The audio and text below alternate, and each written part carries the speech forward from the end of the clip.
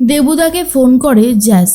দেবুদাকে নিশ্চিত করে তার মেয়ের কোনো ক্ষতি হতে দেবে না।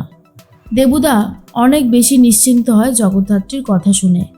দেবুদা বলে, আমি জানি জ্যাস, তুমি যতক্ষণ আছো ততক্ষণ আমার মেয়ের কোনো ক্ষতি হবে না। এরপর জ্যাস বলে, আমি যে কথাগুলো এখন আপনাকে বলবো দেবুদা, আপনাকে ঠিকঠাক উত্তর দিতে হবে। কি আপনি রেডি তো?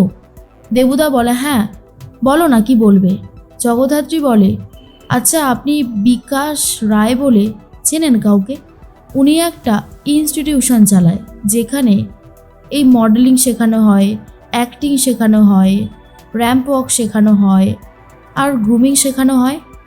তখনই বিকাশ রায় নামটা শুনেই দেবু বলে, হ্যাঁ চিনি তো, খুব ভালো মতন চিনি। এরপরে বিকাশ বলে, ম্যাডাম আপনি কাকে আমার কথা জিজ্ঞেস করছেন? উত্তরটা দিন ম্যাডাম, এভাবে চুপ করে থাকবেন না। জগদ্ধাত্রী বলে, এটা আমার ডিপার্টমেন্ট, এখানে আমি কাকে কি বলবো তার কৈফিয়ত আমি আপনাকে দেব না। দেবু বলে, মালা এই ইনস্টিটিউশন থেকেই কোর্স করেছে, গ্রুমিং শিখেছে, সবটা করেছে।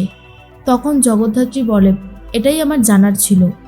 বিকাশ বাবু নিজের মুখ থেকে সত্যিটা তো বলছে না, তাই আমি আপনার থেকে সবটা জানার চেষ্টা করলাম। দেবুদা বলে, জগদ্ধাত্রী আমি কিন্তু বদলে গেছি, আর আমি পুরনো রাস্তায় ফিরতে চাই না। আমি একটা নতুন জীবন উপভোগ করতে চাই। জগদ্ধাত্রী বলে, হবে, সেটাও হবে। এরপর ফোনটা কেটে দেয়। বিকাশবাবুকে বলে, আপনি উৎসব মুখার্জিকে চেনেন? বিকাশবাবু বলে, উৎসবকে?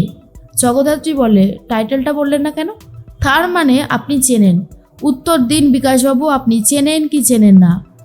তখন বিকাশবাবু বলে, চিনি, আমি উৎসব মুখার্জিকে চিনি, মালার সাথেই দেখেছি।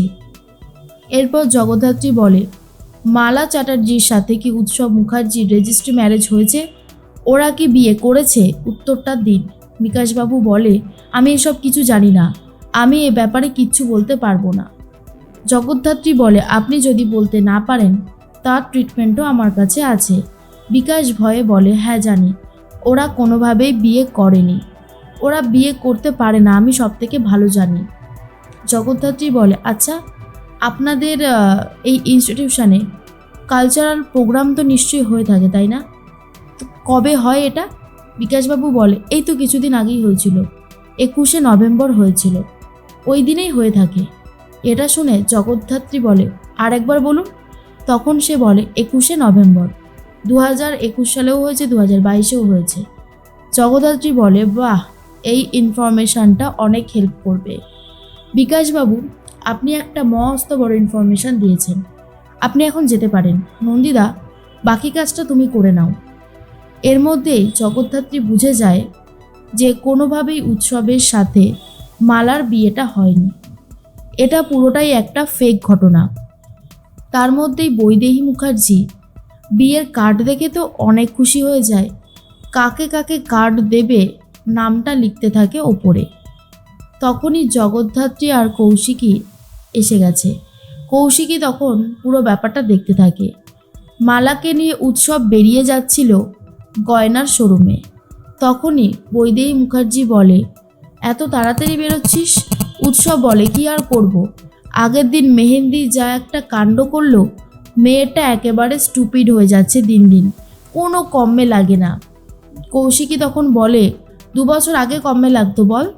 সব সময় মেহেন্দিকে অপমান করাটা একটা হ্যাবিটের মধ্যে দাঁড়িয়েছে।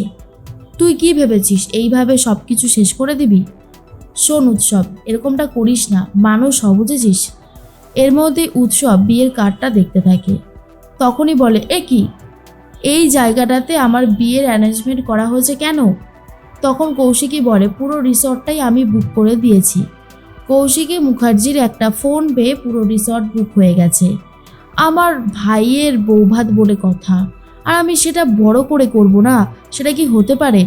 বৈদেহী বলে, যাক কৌশিকী, তুমি যে তোমার ভাইয়ের মাথায় হাতটা রেখেছো এটা ভেবেই খুব ভালো লাগছে। তখন উৎসব খুব রেগে যায়।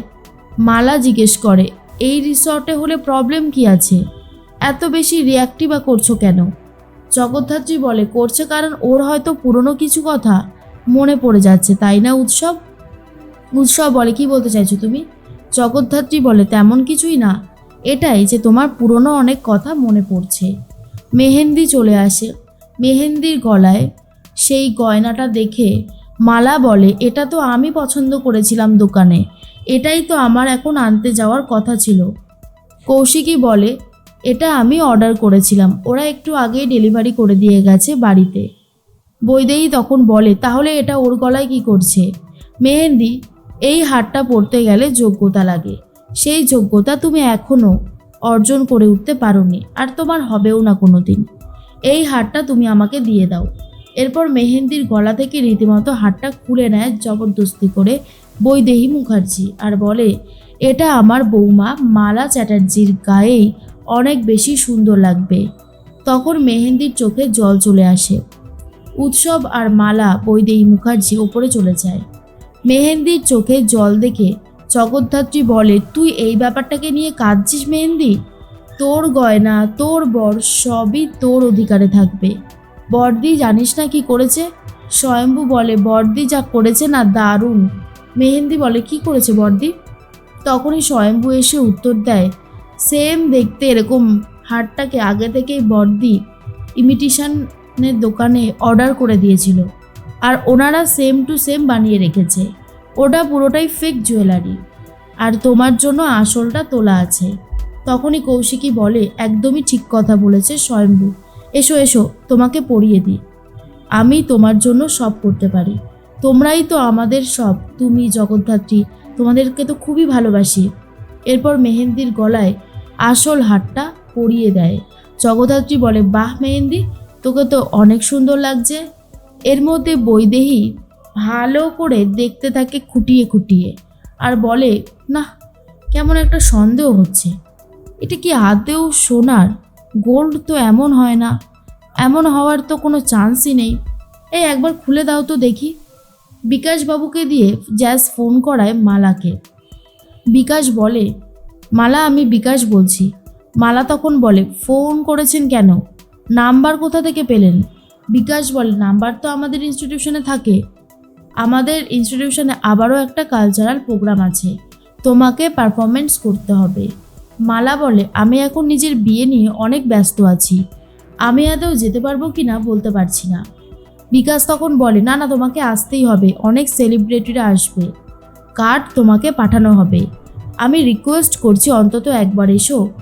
তার মধ্যেই মালা বলে, ঠিক আছে আমি দেখছি, তবে আমি যে এখান থেকে সব কোর্সগুলো করেছি সেটা যেন কাউকে বলবেন না। বিকাশ তখন বলে, বুঝলাম, কিন্তু আপনাকে আসতেই হবে ম্যাডাম। তখন মালা বলে, যাব। উৎসব জিজ্ঞেস করে কে ফোন করেছে। মালা আর কিছু বলতে পারে না। পরবর্তী আপডেটটা পাওয়ার জন্য চ্যানেলটিকে সাবস্ক্রাইব করে নেবেন।